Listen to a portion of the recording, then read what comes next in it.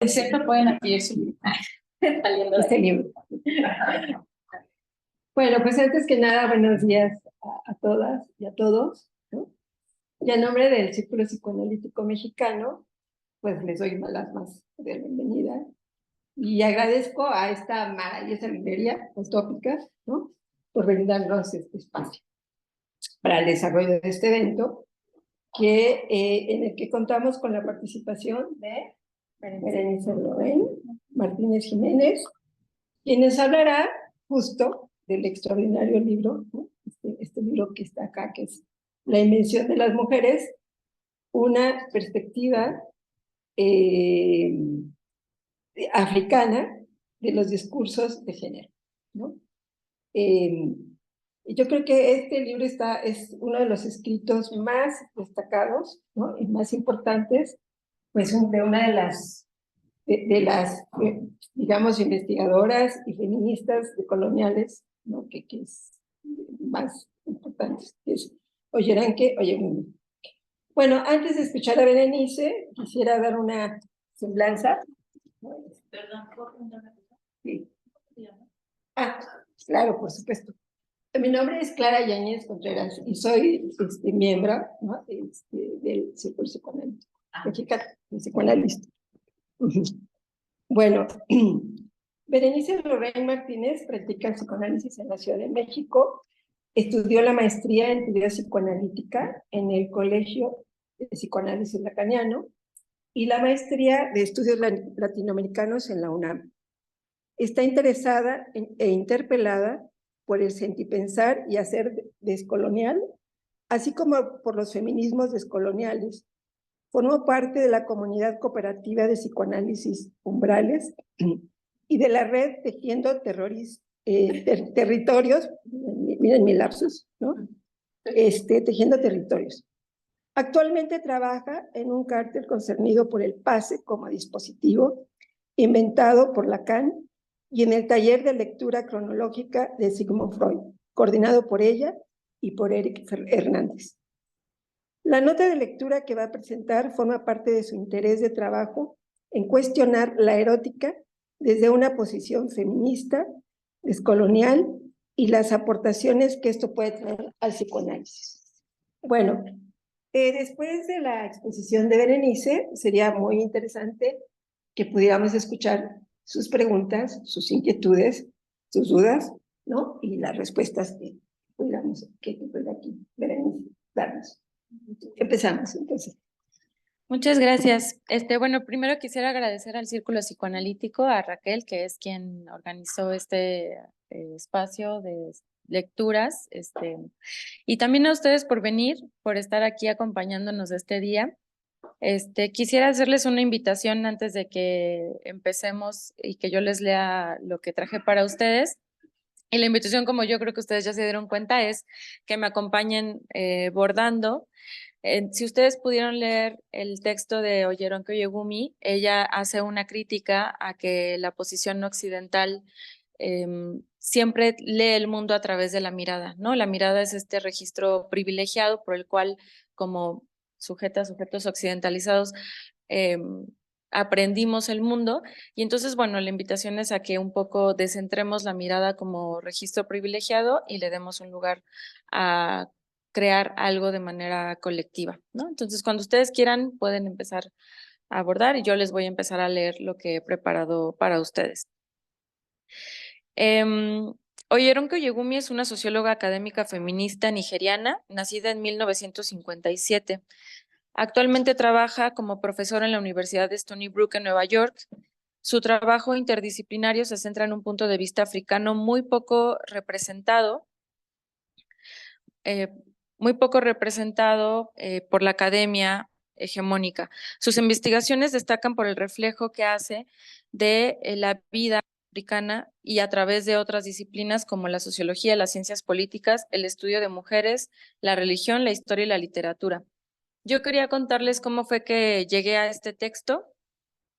Yo, curiosamente, el camino por el cual yo llegué a este texto empezó en el 2013, cuando fui estudiante de la primera generación de alumnas de la Escuelita Zapatista y posteriormente cuando asistí al primer encuentro de mujeres que luchan, convocado por las mujeres zapatistas en el 2018. Estas dos experiencias marcarían un viraje en mi práctica, pero también en mi posición política activista que cuido y con la que procuro ser consecuente. Entre todo esto, descubrí los estudios descoloniales en la maestría de estudios latinoamericanos y en ese instante, como muchas de nosotras que nos acercamos a la descolonialidad, conocí el texto de María Lugones que se llama Colonialidad y Género y fue ella la que me llevó a este texto maravilloso de Oyeronke Oyegumi. Y fue entonces cuando empecé a intentar tejer estas aportaciones prácticas que otorgan los feminismos descoloniales con el psicoanálisis. Les cuento esto porque ahora y cada vez con mayor perspectiva, tomo nota de lo que Oche Curiel y otras feministas descoloniales apuestan cuando dicen que el feminismo descolonial es una práctica y que tiene como finalidad provocar transformaciones en la vida cotidiana, pública y política. El psicoanálisis, por su parte, es un dispositivo muy particular que posibilita también estas transformaciones. Además, como Steph, la compañera que presentó la semana pasada el texto de Ana María Fernández, como ella nos decía, es importante reconocer a nuestras autoras, ¿no? Y enunciar de dónde es que devenimos nosotras también. Intentaré entonces convidarles de mi lectura de Oyeronke. El texto de Oyeronke es base para la praxis de los feminismos descoloniales, que contienen y sintetizan las múltiples experiencias emancipatorias y críticas al proyecto moderno colonial. Forma parte de un método crítico de pensamiento que consiste en contextualizar e historizar las diversas prácticas, conceptos y agentes de producción de conocimiento coloniales para visibilizar las opresiones estructurales que los pueblos y territorios colonizados habitamos.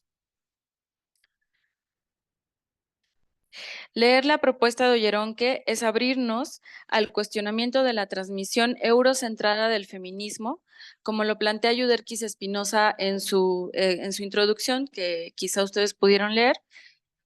Yuderquis nos dice, Oyegumi nos siembra la duda, nos abre la puerta, nos ayuda a pensar que al final las más preciadas y compartidas verdades universales sobre la opresión, dominación de las mujeres son solo un punto de vista dominante. Se trata de experiencia y de puntos de vista, de sentires forjados al fuego de la experiencia. Considero que esto tiene consecuencias para la práctica psicoanalítica en la medida en la que el psicoanálisis es una praxis localizada geográficamente bajo los efectos de una lengua, que en nuestro caso es en su mayoría el castellano, y contextualizada también en un tiempo histórico.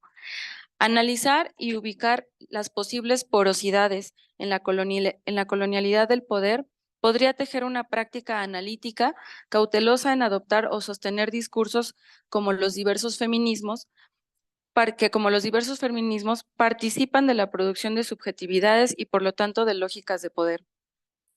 Los feminismos descoloniales, me gustaría aquí a lo mejor contextualizar un poco.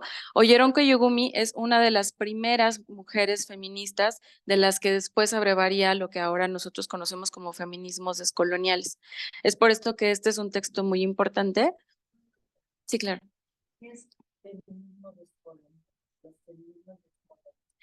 Los feminismos descoloniales son una posición teórica, crítica, epistemológica a los feminismos mayormente eurocentrados, que son los feminismos a los que nosotras comúnmente accedemos, ¿no? Que son de las mujeres europeas, las mujeres blancas, y particularmente los feminismos descoloniales hacen una crítica a esa teoría. Es lo que estoy intentando explicar con el texto, porque es muy importante esta pregunta que tú haces, porque efectivamente no se logra entender muy bien, ¿no? Qué es el feminismo descolonial si no contextualizamos de dónde es que surgen estos feminismos. Los feminismos descoloniales tendrían como historia o como antecedente a los feminismos negros, los feminismos chicanos, pero fundamentalmente a las prácticas comunitarias y colectivas en nuestro territorio, que es conocido como Abya Yala o América Latina. Entonces, bueno, esa es una forma de... Voy a seguir y ya si ustedes pueden, por favor, interrúmpame. Bueno, entonces, como les decía, los feminismos descoloniales, igual que el psicoanálisis, son discursos que solamente pueden ser aprendidos mediante su praxis, en el tejido y recuperación de la experiencia como productora de conocimiento.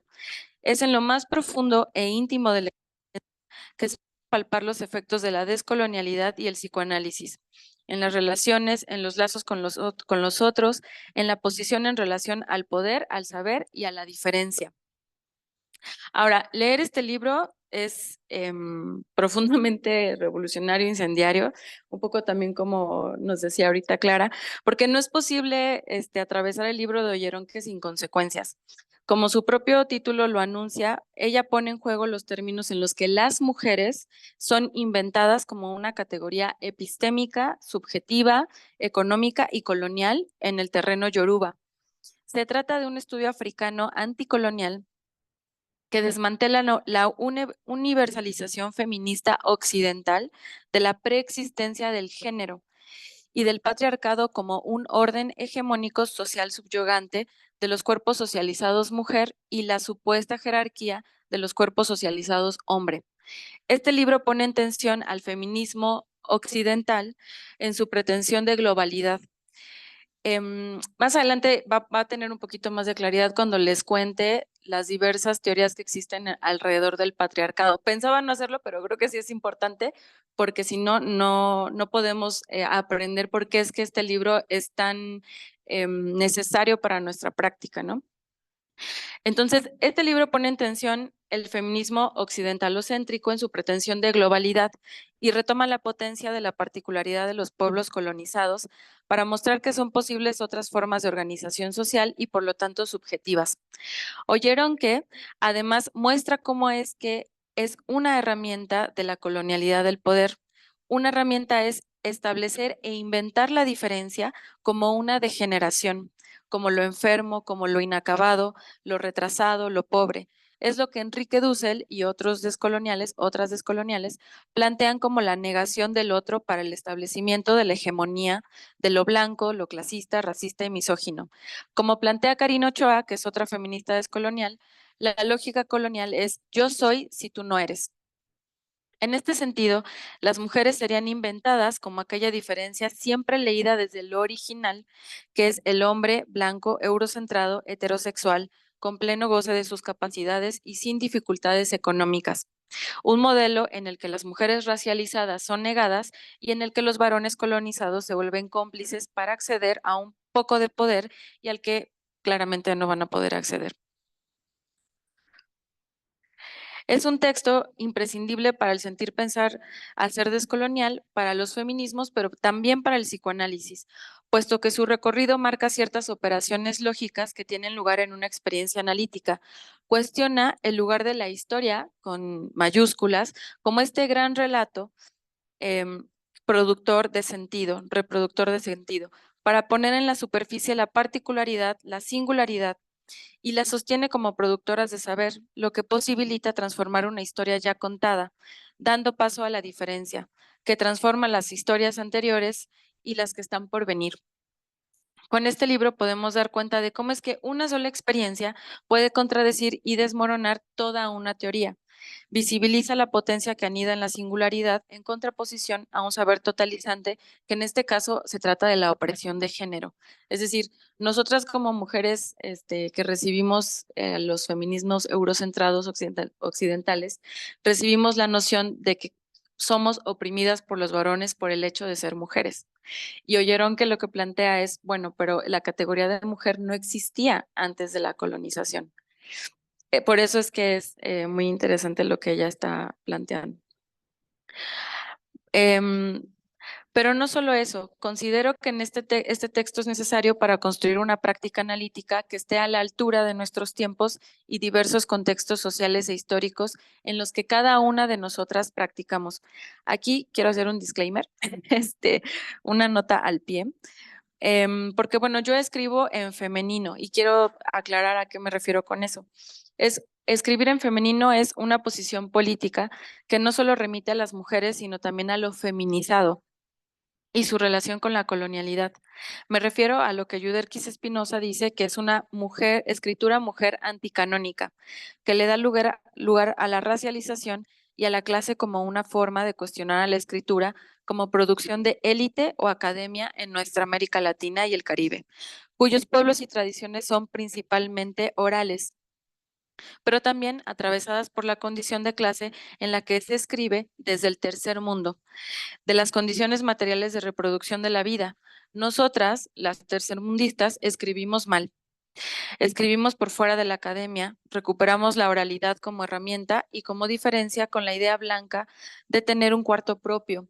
Escritura compartida en la sala, en la cocina, en la calle, mientras lavamos los platos, como dice Gloria Saldúa. Ahora, este escrito, si ustedes lo pudieron leer, es un texto que está nutrido por la experiencia de vida de Oyeronke en su natal Oyo, que es esta región de Nigeria, misma que le permite cuestionar a ella la lógica de producción y encarnación del género como una producción cultural, política y económica con motivaciones coloniales para la conquista de los diversos territorios de África.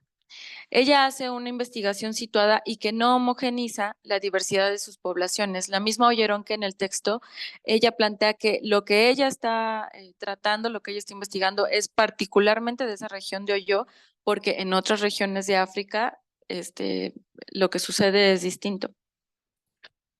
La autora se juega a sí misma y despliega las formas en las que se impone la colonialidad del poder a partir de la implementación del género como una herramienta para imponer la división sexual, lo que posibilita la instauración del Estado moderno colonial capitalista mediante la complicidad de los hombres colonizados, creando una institución fundamentalmente patriarcal. Al mismo tiempo denuncia el mismo epistémico bajo el cual la producción de conocimiento moderna opera para darle un lugar a las diversas opresiones como son la raza y la clase. Y aquí viene, les decía hace un momento, ¿de qué hablamos cuando hablamos de patriarcado? ¿A qué nos referimos cuando hablamos de patriarcado? En nuestra actualidad es muy común hablar del patriarcado. Sin embargo, es necesario historizarlo también y advertir de dónde viene su uso, puesto que lo que plantea Oyeron que es que el patriarcado es fundamentalmente occidental. Ahora, de esto se ocupa otra feminista que es antropóloga que se llama Aura Cumes, que es una antropóloga maya quichel, que actualmente, ella lo que nos dice es que actualmente contamos con 4 posturas alrededor de la existencia del patriarcado. Por un lado está la postura de Rita Segato, quien plantea que todos los mitos de origen subordinan a todas las mujeres. En este sentido, el patriarcado sería concebido como un mito universal de opresión de los hombres hacia las mujeres, lo que aseguraría que todas las sociedades son patriarcales. En segundo lugar, tenemos la propuesta de Silvia Federici, quien propone que el patriarcado es un sistema histórico y que está de la mano de los procesos de producción. La instauración del sistema patriarcal está ligada a la necesidad de implantar modos de producción en donde se perpetúa la propiedad privada y la familia como célula de la clase burguesa. En este sentido, habría por parte de Federici la necesidad de historizar al patriarcado. En un tercer momento, contamos con la propuesta de que el patriarcado y su clasificación social es consecuencia de la colonización. Esta es una propuesta de María Lugones y María Lugones abreva de este texto de Oyeronke Oyegumi, en la que se adscribe la misma Aura Cumes. Y por último, tenemos la propuesta del feminismo comunitario que plantea un entronque de patriarcados. Es decir, que en el momento habría un patriarcado que es ancestral y un patriarcado que es colonial y que se imbrincan en el momento de la colonización. En esta postura están las feministas comunitarias como Julieta Paredes. Entonces, si el patriarcado es un sistema de opresión de los hombres hacia las mujeres, tenemos que preguntarnos, ¿siempre ha existido esta división sexogenérica como fundamento para la opresión y dominación, para la reproducción de un modo particular de relaciones sociales? O sea, ¿siempre ha existido el patriarcado? Oyeronke Oyegumi nos muestra cómo y por qué se implantó el género en la sociedad yoruba del suroeste de Nigeria, colonizada formalmente por los ingleses de 1862 a 1960, como un modo de dominación colonial. Gracias a su texto podemos cuestionar la invención de la categoría mujer como una clasificación surgida en Occidente derivada del pensamiento científico y la mirada como registro privilegiado, llevada como arma de colonización con la finalidad de modificar las estructuras sociales existentes, que como nos muestra la autora, no estaban determinadas por el sexo-género, sino por la senioridad, que para nosotros una traducción de eso sería la mayordomía, jerarquía situacional de la sociedad yoruba. En este sentido, los anamachos y las anahembras, como las nombra Oyeronke en su texto, distribuían el poder sin que la diferencia anatómica entrara en juego. Para Oyeronke se trata de la engenarización, como una especie de trabalenguas, porque lo que ella dice es que se instaura el género y se produce una como racialización, pero en generalización, de Occidente a los territorios colonizados. Es una imposición del género para la organización de la vida política, social, económica y yo agregaría también erótica. Ahora bien, estas construcciones intersubjetivas, como lo plantea Aníbal Quijano, son producto de la dominación colonial por parte de los europeos, fueron inclusive asumidas como categorías de pretensión científica y objetiva, de significación ahistórica, es decir, como fenómenos naturales y no de historias del poder. Es decir, la racialización, el género, se empezó a asumir como algo natural, de un orden natural. Y eso es lo que cuestiona precisamente los estudios descoloniales, ¿no? En este sentido, el texto permite cuestionar la naturalidad con la que se asume el género como una categoría diagnóstica de un lugar de poder, contextualiza radicalmente la forma en la que el género se constituye y posteriormente encarna a las mujeres y a los hombres como sujetos reproductores del Estado, de la ciudadanía, de la familia nuclear burguesa, de la propiedad privada, etcétera, etcétera, etcétera. Y nos permite cuestionar al psicoanálisis en su costado eurocéntrico. Si bien Freud rompe con el paradigma de un sujeto racional al colocar al inconsciente como un saber otro que no pasa por la razón, la forma en la que Freud aborda la histeria y la feminidad da cuenta de su herencia médica fundamentalmente masculina eurocentrada. Como leímos a Ana María Fernández la semana pasada, habrá que pagar el precio de seguir diciendo la mujer ese continente negro. En realidad, parecería que el mentado continente negro, dice Ana María Fernández, conforma la geografía que está más allá de la imagen especular con la que el hombre ha necesitado diseñar a la mujer para poder representarse su sexualidad. Negro, ininteligible, así quedarán todas aquellas regiones de la mujer que se ubiquen más allá del espejo. Nosotras no podemos obviar el peso colonial de esta frase. Es precisamente con el escrito de Oyeronke que podemos dar cuenta que no es solo que la mujer occidental ocupa este lugar oscuro en relación a lo masculino, sino que las mujeres negras y racializadas ocupan el lugar de la bestialización del humano. Es aquello que es ininteligible. Ya para cerrar, mi interés está en cuestionar las prácticas y lógicas coloniales que colaboran en la subjetivación de lo erótico. Si el psicoanálisis es una práctica que escucha y le da lugar a los efectos eróticos de la violencia, de la negación, de la diferencia y de la particularidad, ¿cómo entonces no cuestionar las diversas formas del machismo, racismo y clasismo que constituyen y atraviesan las subjetividades en su singularidad? ¿Cómo no cuestionarnos el papel que ha tenido cierto psicoanálisis en la reproducción de estas prácticas y lógicas? ¿Cuáles son las aportaciones prácticas de los feminismos que nos permitirían afinar estas experiencias en análisis? Practicar el psicoanálisis, ya sea por el costado del analista o por el costado del analizante, pone en juego lo erótico y la complejidad de su conformación en cada singularidad. El erotismo no puede estar desvinculado de las formas y lógicas de intercambio y reproducción social de la vida. en tanto que son estas las que marcan los vericuetos de la vida cotidiana y por lo tanto del inconsciente. Si el psicoanálisis contiene en sí mismo una potencia transformadora y subversiva, es porque apunta a esos lugares en los que el sujeto se encuentra atrapado y confundido con un discurso y un deseo que lo lleva a la repetición, a la enajenación, a la violencia hacia las otras y al sometimiento. Es así que el psicoanálisis apuesta a la transformación del sujeto en relación al poder, al saber, a su deseo y su erótica. En este camino es que me ha parecido fundamental preguntarme por los feminismos y oyeron que es parte de este recorrido porque gracias a ella es que surgen y emergen lo que ahora conocemos como los feminismos descoloniales, gracias a ella y a muchas otras, ¿verdad? Pero digamos que este es un texto fundamental para el feminismo descolonial. ¿Y cómo es que estos feminismos ahora, nosotras, y actualmente que es una discusión que está muy en boga, pues es una fuente epistemológica, práctica y política que, si bien la apuesta a ciertos cambios estructurales, es necesario que nos preguntemos y los historicemos para ver qué es lo que estamos también al mismo tiempo acogiendo en nuestras lecturas y en nuestras prácticas?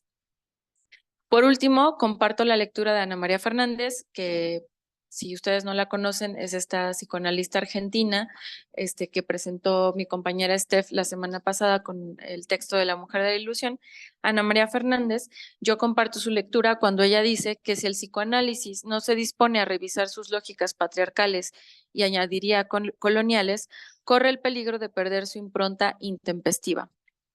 Se trata de una labor epistémico-conceptual y de revalorización de la experiencia como productora de conocimiento que sostiene la apertura de interrogantes y confrontaciones desde la tensión entre los feminismos y el psicoanálisis. Eso sería todo. Muchas gracias.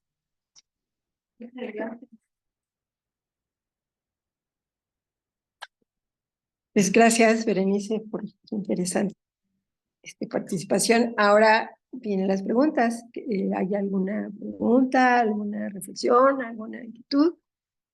¿Quieran hacer? A ver. Bueno, pues, mira, A ver. yo realmente apenas es la primera vez que vengo a una presentación. Me parece muy interesante.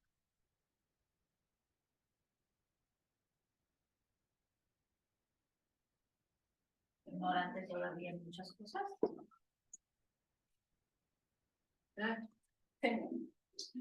¿Así? Ah, bueno, que me parece muy interesante se esté hablando de psicoanálisis y feminismo. El tema de de los diferentes patriarcados, me parece también que sí hay un patriarcado ancestral y hay un patriarcado que se impuso a través de la colonización, ¿no? De los imperios que llegaron. No sé cuáles son los otros dos patriarcados, porque creo que dijiste 4. Yo soy neófita en muchas cosas, he leído un poco de libros feministas, pero hay muchas cosas que no sé. Entonces, pues por eso pregunto un poco sobre estos patriarcados. Y entiendo también lo que comentabas de que a través de la colonización se llegó a imponer esta cuestión de género que no existía, aparentemente no había una distinción entre si el rol de la mujer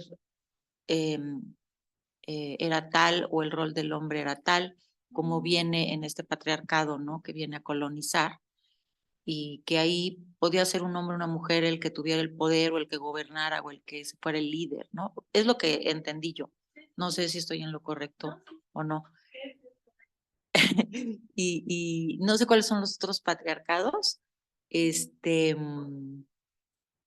Pero bueno, ahorita más o menos eso es lo que quería comentar. Sí, muchas gracias. Bueno, es que en realidad se tratan de 4 posturas en relación a cómo surge el patriarcado, ¿no? Entonces, la primera postura que les comentaba de Rita Segato, lo que plantea Rita Segato es que el patriarcado es un mito universal, existía en todos de manera global, que era globalizado, y que eso era un mito que oprimía inherentemente a todas las mujeres, ¿no? O sea, de los hombres hacia las mujeres. La segunda postura, que es la de Silvia Federici, es que lo que ella plantea es que más bien el patriarcado está de la mano de la forma de implementar los sistemas de producción, porque el patriarcado lo que impone es una división sexual del trabajo que posibilita al mismo tiempo la reproducción de la propiedad privada y de la familia nuclear, ¿no? Como célula de, sí, de la reproducción del capitalismo. La tercera postura, que es la de María Lugones y en la que se adscriben algunas feministas descoloniales, es que el patriarcado fue una imposición colonial, es decir, que cuando llegan a colonizar los territorios africanos y en nuestro caso también, voy a decirlo así, América Latina, el Caribe, etcétera, se trae consigo mismo la implementación del género, que es lo que nos está mostrando Olleronque, como una manera de instalar esa división sexogenérica para la imposición de esta lógica patriarcal que en sí misma, al menos por lo que Olleronque nos plantea en su libro, no existía. Que lo que no existía, dice Ollerón, que era esta división sexogenérica entre hombres y mujeres en relación al poder, ¿no? Como efectivamente tú lo dices, lo que dice Ollerón, que es que tanto ana hembras como ana machos, como ella los nombra, para decirlos anatómicamente, ocupaban esos lugares de poder no en relación a su género, sino en relación a la senioridad, es decir, como a la algo que para nosotros sería más adecuado sería como a su ancianidad, a su especie de posición en relación al saber comunitario, tradicional, etcétera. Es distinto, ¿no? Y lo que dice Oyeron que es que cuando llegan a colonizar Oyó, los ingleses, lo que sucede es que se empieza a implementar la división sexogenérica para dividir a hombres y a mujeres y en donde los hombres colonizados pueden acceder a un poco de poder y se instaura una lógica fundamentalmente patriarcal, ¿no? Entonces ahora todas las instituciones empiezan a ser dirigidas por los hombres, las mujeres en el texto es muy interesante ver cómo las mujeres van siendo despojadas incluso de acceder, por ejemplo, al derecho de la tierra, que antes no era, ese derecho de acceder a la tierra no era por una cuestión de sexo género, sino por una cuestión de una herencia familiar, ¿no?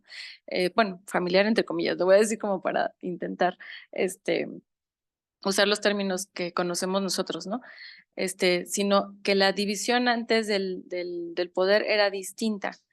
Y en una cuarta posición es lo de las feministas comunitarias que plantean que más bien existía un patriarcado ancestral, y que se encontró con este patriarcado colonial, vamos a decirlo así, eurocentrado, y que hicieron como un entronque, ¿no? O sea, que lo que dicen las feministas comunitarias, en sus comunidades existía también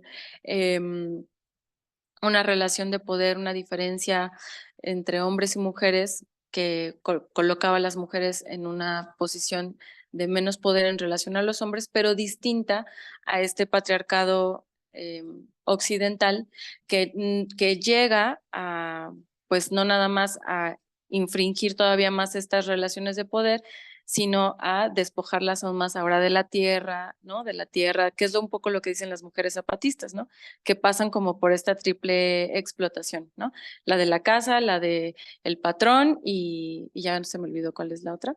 Y bueno, y la explotación de, no sé, de sus labores en la comunidad o en la familia, ¿no? Eso es como una triple explotación. Entonces, bueno, esa sería la cuarta postura.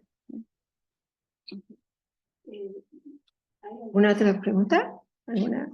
Yo quisiera, Berenice, hay una parte que me pareció muy, muy interesante, que es justo a propósito de esta parte, de esta cuestión de los patriarcados y demás, pero en donde ella resalta sobre todo esto que tú comentabas, la cuestión de la senioridad, y que resalta el tema y del lenguaje, en donde en el lenguaje, en Yoruba, no hay esta cuestión de los géneros, es decir, mujer, hombre, niño, niña, sino progenie, es decir, y cómo también, hablaste también de algo que me parece súper interesante, es cómo hay un predominio también en esta sociedad de Yoruba, de la cual incluso ella es originaria, mientras que en la parte occidental el predominio es el sentido de la vista,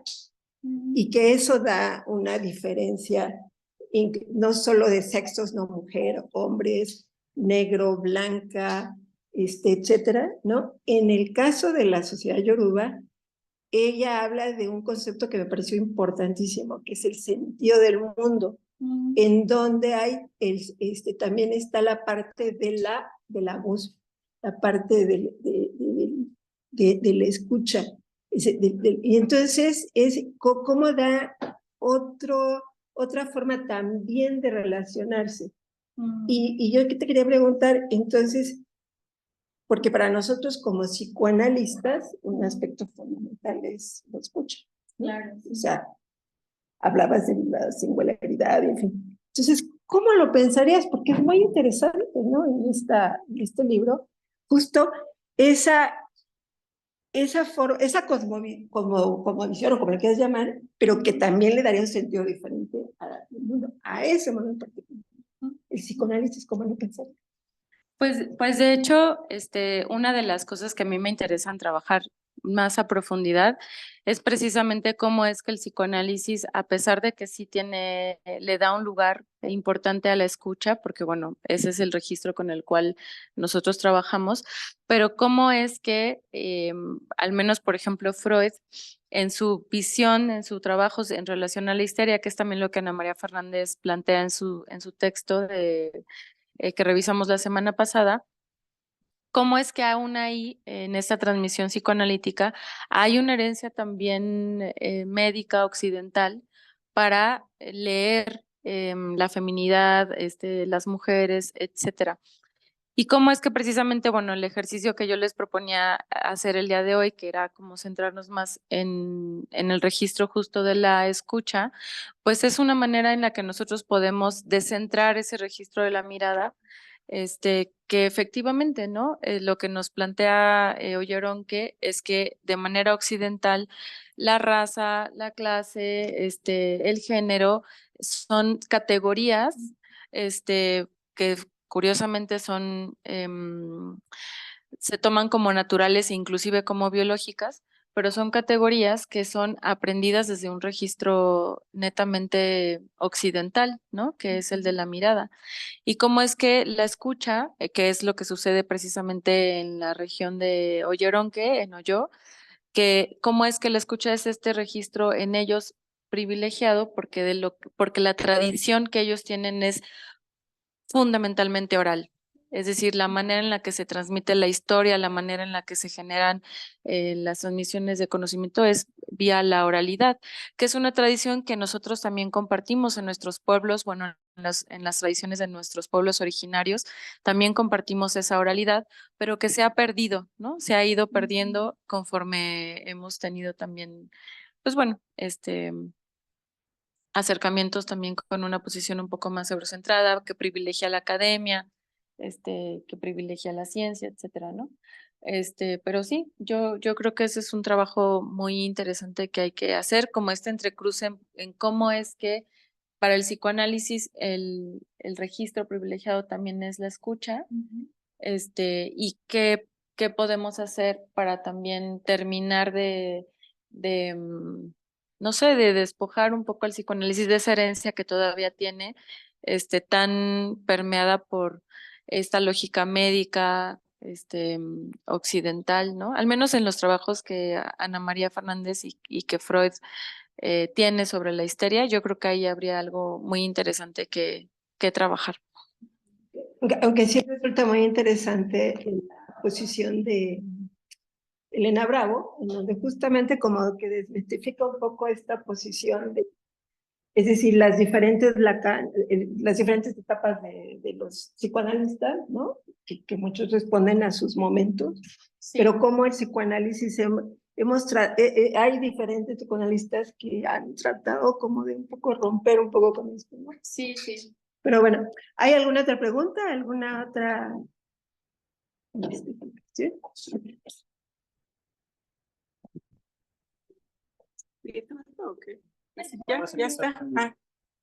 Bueno, para mí es un descubrimiento, me encanta la idea de la colonialización en ese aspecto, porque no lo conocía, me parece sensacional.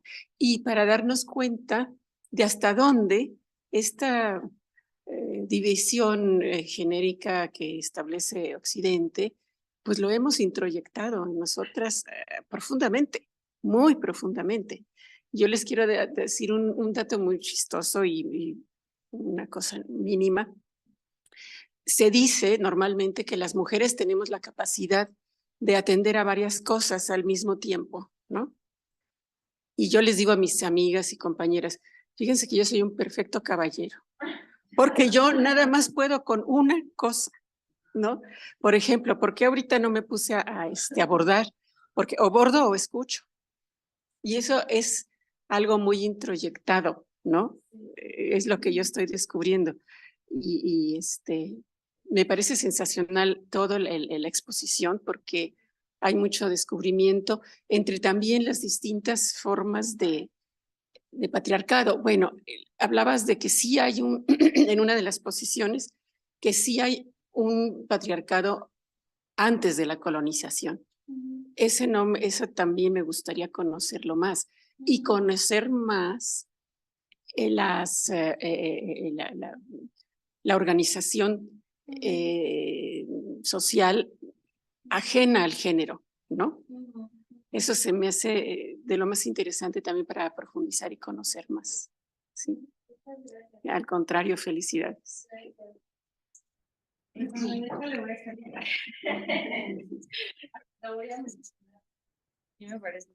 Le voy a echar la bolita aquí a mi amiga Stephanie, que está presente. Levanta la mano, porque bueno, algunas amigas y compañeras hemos estado trabajando en esto durante un tiempo, hemos tenido recorridos. Stephanie, ha trabajado precisamente algo que creo que se acerca un poco a lo que tú preguntas. No sé si tú quieres mencionar algo. Sí.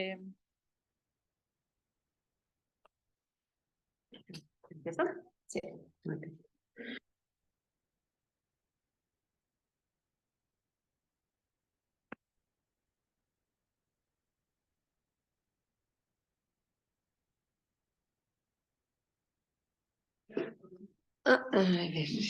Sí, se está aprendiendo. Así que, ¿cuál presento? Ya se escucha.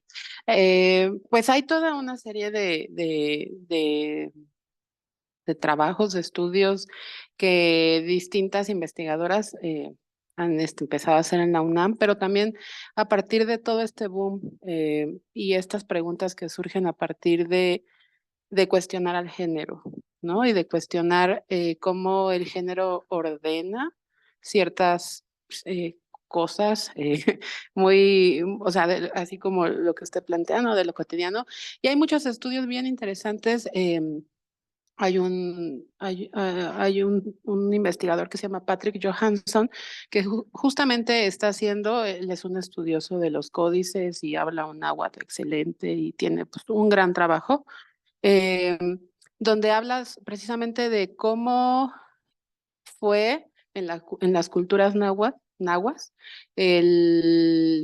cómo fue cambiando la cultura que él llama la cultura solar, que se asoció como a esta parte masculina, ¿no? A partir de figuras como Huitzilopochtli, y cómo antes existía una cultura que más bien estaba, bueno, una forma de organización que estaba asociado a la luna, ¿no? Y ciertos momentos históricos que permitieron el viraje de estas comunidades, de pasar de ser culturas organizadas a partir de los movimientos lunares, que eran como más asociados a lo femenino, ¿no? Y después toda esta forma que empezó a aparecer, ¿no? Y que de hecho se reescribieron ciertos códices, ¿no? Para poder hacer estos movimientos. Entonces, pero es muy complejo, ¿no? Porque así como Bere plantea, la organización social no era a partir de lo femenino o lo masculino, sino a partir de un tejido comunitario que también fue cambiando. Entonces, son un montón de cosas bien interesantes de cómo, en este caso, hablando solamente de los nahuas, ¿no? Porque, bueno, hay muchos otros, pues, registros que tenemos y que perduran y que actualmente está en la tradición oral de los pueblos, ¿no? O sea, son cosas que aún se conservan Y bueno, se han ido perdiendo porque la lengua también se pierde. Entonces, esa forma de habitar el mundo a partir de la lengua, ya que estamos hablando, ¿no? De que el psicoanálisis también opera a partir de la palabra, bueno, el perder una lengua o el perder una forma de habitar el mundo mediante la palabra también tiene impacto y modifica ciertas cosas como las que ahora estamos hablando, ¿no? Respecto al género, ¿no? Y bueno, hay un montón de cosas que se pueden desde ahí decir. Gracias.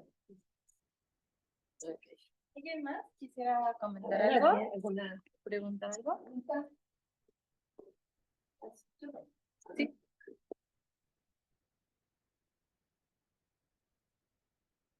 Yo, yo considero que, bueno, lo que tú explicabas, ¿no? De que hay 4 posturas, 4 hipótesis, 4 explicaciones o 4 tendencias acerca del patriarcado. Y yo pienso que a veces es difícil generalizar, ¿no? Generalizar, porque puede ser que en un lugar se diera un tipo de patriarcado y en otro lugar se diera otro y en otro lugar se diera otro. Pero yo recuerdo que, por ejemplo, en la cultura de los vikingos, había mujeres vikingas que eran líderes. Entonces, ¿cómo desde esa época, no? Puede ser que en algunas civilizaciones, así como en África, en el relato del libro, en donde no importaba si eras hombre o era mujer, ¿no? Tenía que ver más tal vez con tus capacidades, con tus habilidades o con una dinastía o qué sé yo, pero cómo no estaba dividido de esa manera como en el patriarcado que después la colonia vino a de alguna manera a diseminar por el mundo, ¿no? Entonces, yo creo que en cada lugar puede haber sido muy diferente, ¿no? Y en otros lugares, pues a lo mejor desde hacía mucho tiempo sí había ya un patriarcado ancestral, pero pero bueno, es muy interesante todo esto y es muy interesante lo que plantea ahí en el libro porque nos hace pensar acerca de dónde viene todo esto, ¿no? Y cómo somos producto de un contexto histórico o geográfico, de una civilización en la que estamos que se ve influenciada por otra, ¿no? Y cómo estas mezclas vienen a a determinar muchas cosas que muchas veces no nos cuestionamos, ¿no? Sino que lo damos por sentado porque crecimos con una educación, en una cultura donde ni siquiera te dabas cuenta, o sea, yo recuerdo cuando yo era más joven, ahora me doy cuenta de muchas cosas, pero cuando yo era más joven no me daba cuenta de, por ejemplo, estas actitudes que patriarcales, en donde porque eres mujer, pues ya está determinado pues que te tienes que casar, que tienes que que tener hijos, que formar una familia, que dedicarte al hogar, ¿no? Y cómo ni siquiera lo piensas, ¿no? En un momento dado, porque así creciste con esas ideas. Igual los hombres, ¿no? Ese machismo, esa estructura que se va asimilando y transmitiendo pues de padres a hijos por generaciones. Pero qué padre que esta mujer haya hecho ese análisis tan interesante, ¿no? De esos antecedentes. Y muchas gracias por la presentación y muchas gracias a las dos por por ilustrarnos. Muchas gracias. más? ¿Alguien más? Si quiera. A ver. Nada más con relación a la compañera Vicky, con relación a ilustrarnos. Justamente la ilustración que viene del siglo XVII, bueno, forma parte de todo este paquete colonizador y epistemológicamente muy violento sobre las sociedades colonizadas. Entonces, no nos están ilustrando, estamos conversando, interactuando y tu experiencia es muy valiosa, como la mía, como la de él y como la de ella, en relación a este diálogo, ¿no? O sea, porque también tendemos por educación y por este mismo sistema, como que alguien nos tiene que venir a depositar el saber, ¿no? Entonces, nada más cuestionar eso. Ay, yo nomás- Ay, comentar algo. Bueno, tal vez utilicé una palabra que puede malinterpretarse, pero, pero yo lo que quería decir es que el haber venido yo hoy aquí, me abre una posibilidad de aprender más cosas. Eso es meramente. Claro que si yo no hubiera decidido estar aquí, pues no estaría en esta plática, ¿verdad? Y si no me pongo a leer, pues tampoco. es muy interesante estos comentarios. No sé, claro. Berenice, si quieres No, contar algo, pero un poco en relación Ya. a, fíjense cómo hay cierto tipo de, es decir, inevitablemente nos marca el lenguaje. Eso es así. Sí. Y incluso, volviendo un poco a la cuestión del libro, hay una parte en donde ella señala, y lo comentó Berenice, es cómo es que incluso la misma cuestión de género, ¿no? Que además, no es casual, la teoría del género surgió en los 50, fíjense, ¿no? En los 50, en un contexto también muy particular, porque hablamos del capitalismo, etcétera, etcétera, no me voy a meter en ello, pero lo que hace, y lo que comentaba Berenice, es cómo deconstruye oyeron que esta cuestión de ese tipo de lenguaje. Y ella resalta cada región, cada zona, por ejemplo, ella lo ubica ahí en África no lo extiende a toda África, ¿no? Sino el tipo de lenguaje que hay en Yoruba y en esa región. Y justamente lo que dice es no extenderlo, no hacerlo como universal, justo, gracias, sino resaltar los aspectos. No sé si tú quieras comentar eso, porque eso es bien importante a propósito de estos comentarios. Sí, bueno, lo que es muy interesante en el texto de Oyeron, que es cómo ella descubre que en el momento de querer hacer, bueno, seguramente ustedes ya ahora conocen, han escuchado de los llamados estudios de la mujer, ¿no? Que ahora ya son muy comunes en diversas instituciones. Entonces, lo que ella descubre es que cuando ella quiere empezar a investigar lo que pasó en la región de Oyo, Nigeria, se da cuenta de que no puede aplicar esta noción de los llamados estudios de las mujeres, y por eso es que ella al inicio dice, esto no es un tema de las mujeres porque eso es muy investigado por Occidente, porque lo que ella descubre es, bueno, es que la palabra mujer no existía en Oyo. Esa palabra no está en nuestra lengua, ¿no? Y tampoco, así como tampoco está la palabra hombre, ¿no?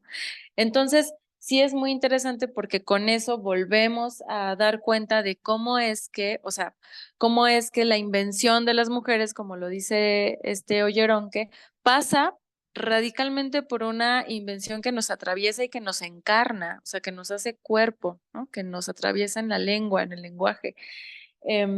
Y cómo es que también, ¿por qué es que este texto es tan importante? Yo les quiero decir que es, yo creo que de mis textos favoritos, porque es que este texto es tan importante, tan interesante para nosotras, porque precisamente lo que estamos viviendo actualmente con todo este boom del feminismo, es que se piensa que es la lucha de las mujeres, que el feminismo lucha por las mujeres.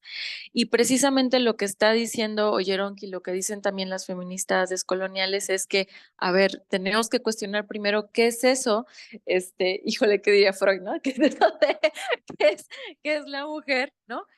Y cómo es que oyeron que está diciendo es que la mujer no es universal, no existe universalmente ni globalmente, pero lo que sí existen son opresiones estructurales, formas de relación eróticas, lógicas que establecen relaciones entre nosotros, entre nosotras, entre nosotres, y que eso está totalmente relacionado con la manera en la que hablamos, porque habitamos una lengua, somos habitadas por una lengua, pero también en la manera en la que aprendemos el mundo, ¿no? Cómo experimentamos esas diferencias que ahora ya popularmente se dicen sexogenéricas, ¿no? Y cómo es que Oyeron que nos está invitando a replantearnos esa idea de, bueno, ¿será que realmente esto que se está diciendo que le corresponde a las mujeres, será que realmente eso es de las mujeres, ¿no? ¿Será que también puede ser como lo hemos visto también en otros textos, ¿no? por ejemplo, el acceso a la ternura, ¿no? ¿Cómo es que podemos ahora dar cuenta de que los hombres acceden a una ternura? Yo les quiero contar que justo una de mis experiencias que fue haber ido a la escuelita zapatista ya en el 2013, me dio la posibilidad de dar cuenta cómo es que yo estaba totalmente atravesada por una lógica pues occidental y muy machista, porque me di cuenta de cómo es que en las comunidades indígenas se practica una manera de ternura que yo no había visto antes, y particularmente de los hombres, ¿no? De los varones. Entonces, bueno, eso era lo que quería decir. ¿Y por ahí alguien había levantado la Sí. mano? Solo me hiciste recordar una anécdota, me las quiero compartir a propósito de zapatismo, de una colega que conocemos mutuamente, ¿no? Leti Cantú, que te comentaba, que fue, ¿no? Estuvo también ella, y entonces una cosa que nos comentaba en algún momento es que en el día, o sea, en la mañana, cuando ya sale en fin, va a desayunar, en fin, lo primero que le preguntan es, ¿cómo amaneció tu corazón? Fíjense en la profundidad, ¿eh? ¿Cómo amaneció tu corazón? ¡Wow! Qué pregunta, ¿no? Qué bonita. Yo nada más sí quería recomendarles mucho el texto que refirieron, el de Aura Cumes y la dualidad complementaria del Popol Vuh. Es súper bonito, es muy como ilustrativo, muy de abrir los ojos. Yo sé un poco de celtal, que es una lengua mayense, pero nunca la había reflexionado hasta que leí ese texto de Aura, ¿no? Y decía, claro, la manera de enunciar a la gente que somos es pues unir hombre y mujer, ¿no? No es la generalización del hombre, y a partir de eso, como se han distorsionado las traducciones al castellano del Popol Vuh, ¿no? Imponiéndoles esta generalización en masculino que tenemos. Es un texto re bonito. Y ahorita que decías de lo de la ternura, si bien es cierto que los pueblos originarios somos muy diferentes, y eso es bien importante porque luego hay como esta idea del indito bueno y puro y que todos somos iguales, o al revés, super machín y eso, todos somos iguales, no, los pueblos indígenas somos muy diferentes. Y a mí me estaba evocando a mi abuelo, ¿no? Mi abuelo se levantaba todos los días 3, 4 de la mañana, la abuela haciéndole el té, el café y todo, pero él pasaba como a las 12 a repartirle cariño a los nietos. O sea, pasaba y tocaba en las casas y te pedía agua cuando venía de la milpa, pero era básicamente pasar a apapachar a los nietos. Y siempre fue un hombre pues de campo y de milpa y de la fiesta comunitaria, pero siempre estaba con los nietos, ¿no? Y hacia la comunidad tenía sus cargos, su representación y todo, y nosotros nos trepábamos a las barbas y lo hacíamos, pero como queríamos, ¿no? Y las hijas así como muertas como del miedo, de qué va a decir mi papá, y no, él así, ¿no? Siempre fue, yo lo recuerdo eso, como un hombre de mucho cariño. Y me ha costado como relacionarme con hombres que vienen del contexto europeo, ¿no? Que ellos se asumen como personas más avanzadas y con rollos de feminismo y no sé qué. Y Dios mío, tienen una mutilación emocional muy severa, ¿no? Muy severa, que yo decía, ay no, mi abuelito te llevaba, pero por delante y bien, bien rápido. Y gracias por esa evocación, mi abuelito. Es un ensayo. Ay, muchas gracias. Sí, si están interesadas, está en el texto que compila Karina Ochoa, que se llama, ¿cómo se llama? Feminismos descoloniales. Es una compilación que hace Karina Ochoa. Ajá.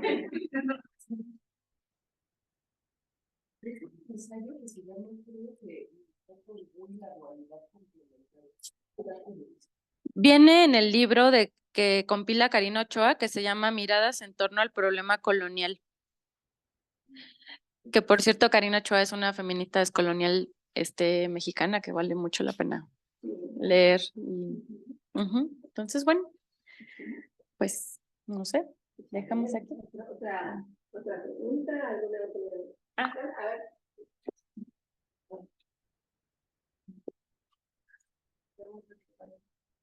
Gracias.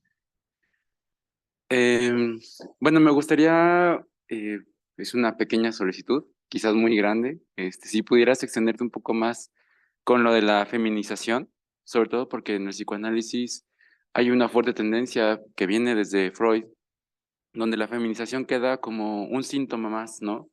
Donde entonces vemos en distintos casos, está el pequeño Hans, ¿no?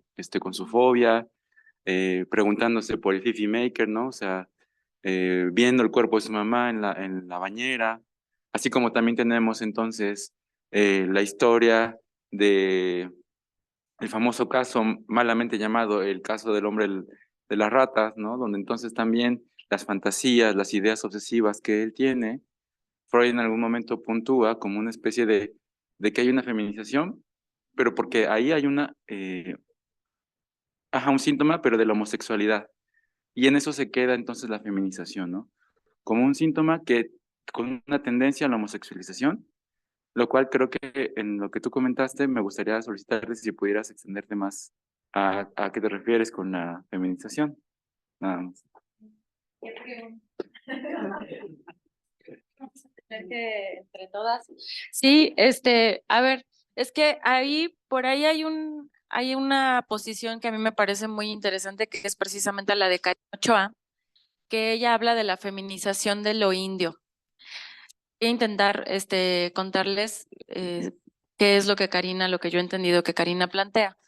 Entonces, lo que Karina plantea es que la colonización plantea que las mujeres o lo feminizado se instaura como esta diferencia que es lo disminuido, lo que está en falta, lo enfermo, lo diferente, lo loco, es decir, creo que en todas nosotras podemos agregarle varias cosas ahí a la lista, ¿no? Entonces, lo que plantea Karina es que cuando se da la colonización de nuestros territorios, no nada más es que se llega a instaurar eh, eh, eh, eh, esta idea de que de la división sexogenérica entre hombres y mujeres, sino que las mujeres que los varones colonizaron. A los indios, a los indígenas se da una feminización de lo indio y de lo indígena, porque es una manera todavía más de despojarlos de un lugar de sujetos, ¿no? De ser sujetos. Pero no nada más eso, sino que dice Karina Ochoa, además, lo que sucede es que así como el niño y las mujeres son considerados sujetos de tutelaje. Es decir, son sujetos que requieren de un otro para ser validados, para poder acceder a derechos, para poder acceder a su propia autonomía, ¿no? No por algo, por ejemplo, yo creo que muchas de nosotras compartimos historias en donde escuchamos o llegamos a ver a mujeres pedirle permiso al esposo o al marido para hacer tal o cual cosa, ¿no? De hecho, apenas unas semanas se incorporó la esta cosa de los pueblos indígenas como sujetos, ¿no? Como parte de una de las demandas en los acuerdos de San Andrés, pero es llamativo, o sea, ser sujeto político, o sea, te ubica como un sujeto que se puede mover, que puede tener la posibilidad de pensar, de hablar, de sentir, ¿no? Nada más como para en lo que estás diciendo. Sí, precisamente, gracias. Precisamente la cuestión es que, ¿cómo es que el psicoanálisis lee la feminidad, lee lo femenino? Efectivamente, hay psicoanalistas actualmente que están y estamos intentando hacer un desplazamiento de esas lógicas, pero sí hay que tomar nota de que al menos eso está en algunos textos, ¿no? Está plasmado en algunos textos. Y cómo es que efectivamente si nosotros hacemos esta contextualización, esta revisión, que afortunadamente contamos ya con estos textos desde el feminismo descolonial y desde los estudios descoloniales, cómo es que sí, efectivamente podemos dar cuenta de cómo es que la feminidad o el femenino está leído desde esa clave, ¿no? Desde esa clave de tutelaje, desde esa clave de lo disminuido, desde esa clave de una diferencia en relación al original, que es lo que plantea también Ana María Fernández, que el original sería el varón. Y cómo es que efectivamente para ciertos psicoanálisis o para algunos textos en los que Freud habla de la feminidad o de lo feminizado, se estaría pensando en lo feminizado como algo que como dice Eric, llevaría a una tendencia como negativa, ¿no? Como un síntoma, algo que se lee como algo negativo, el que un hombre acceda a la feminidad, ¿no? Y bueno, yo creo que eso es algo que está para trabajar, ¿no? Está para seguir trabajando. Sí, coincido totalmente, ¿no? Es algo que hay mucho, mucho por trabajar dentro del psicoanálisis. Y por fortuna creo que hay una gran corriente y una gran fuerza, digamos, para profundizar, sobre todo en el contexto de estos movimientos, en el contexto de estos cambios sociales que se están dando, incluso, ¿no? Dentro del mismo Freud, como comentaba hace un momento, encontramos a distintos Freud, o sea, el Freud del inicio, el Freud jovencito, que le decía a su amada Marta, ¿no? A su esposa, ¿no? Hay por ahí una corriente que parece que nos pone en riesgo, ¿no? Y se refería a los inicios de los movimientos feministas, ¿no? Casi como dicen, pero tú serás alguien que estarás en tu casita y qué sé yo, no sé. Pero cómo después es el hombre de las ratas, ¿no? Como bien lo mencionaba Eric. El último Freud parece que, digamos, se mete más a cuestionar muchos aspectos que tenían que ver con, con, con la época que en su momento le tocó vivir, ¿no? Que acuérdense que la época victoriana, ¿no? En donde era pues la mujer tenía sus roles específicos y ni siquiera se cuestionaba. No es gratuito que se somatizaba, de que llegaban las histéricas, o sea, la histeria, ¿no? Y todo esto, que es cómo poder hablar o cómo poder no ponerlo en el cuerpo. Y era justamente hablando, ¿no? Sí, sí, como también es que el mismo Freud plantea que el síntoma también es producto de la época, ¿no? O sea, un síntoma no está atravesado también por algo que sucede en términos históricos, políticos, etcétera, ¿no? Exacto. Mm. Y el mismo Lacan, ¿no? Que también tenemos diferentes. Y así muchos. Y muchas mujeres que en su momento, Helen Dodge, Karen Horney, en fin, muchas psicoanalistas que empezaron a cuestionar y que empezaron justamente a hablar de ello. ¿No? Pensemos un poco más en cómo desmistificar y cómo poner en cuestión lo que significa. No es el otro como el enemigo, yo creo que ahora es eso, ¿no? No es el hombre el enemigo, no es la mujer, es no, más bien cómo pensarnos, ¿no? Desde la subjetividad. Cómo pensar, y ahí es donde entra el psicoanálisis. Sí. Justo, ¿no? Sí, y que precisamente en esto que acabas de decir, me parece muy importante, ya nada más para cerrar, sí, me parece muy importante salir de esas lógicas, ¿no? Que fomentan algunos feminismos o como de los enemigos son los varones, ¿no? Los enemigos, esta lógica que francamente es muy reduccionista y muy empobrecedora, ¿no? Porque precisamente los feminismos descoloniales a lo que apuntan es a la posibilidad de crear y de construir lazos sociales que apunten más a algo del orden de lo comunitario, de lo colectivo.